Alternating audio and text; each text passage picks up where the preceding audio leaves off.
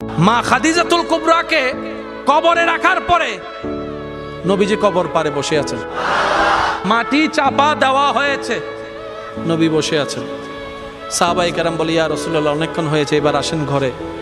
নবী বলছেন, ও আমার সাহাবা, যিনি শুয়ে আছেন উনি আমার দুঃখের দিনের বন্ধু, আমার অসহায় সময়ের মধ্যে উনি সহায় হয়ে পাশে দাঁড়িয়েছেন। সবাই যখন আমার উপর আঘাত করছে, এই আঘাতের রক্তটা উনি মুছিয়ে দিয়েছেন, উনি আমার জন্য একটা শক্তি হয়ে দাঁড়িয়েছেন।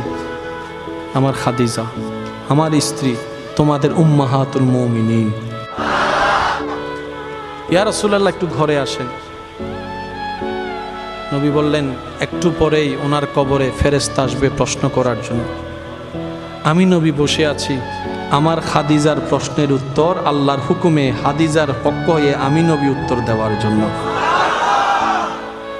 পৃথিবীর সমস্ত ভালোবাসার বন্ধনকে পিছনে ফেলে আপনার আমার নবীর জীবনীকে একটু খেয়াল করে দেখেন, সমস্ত রোমান্টিকতার হাই রোমান্টিকতা আমার নবীর জীবনের মধ্যে আছে।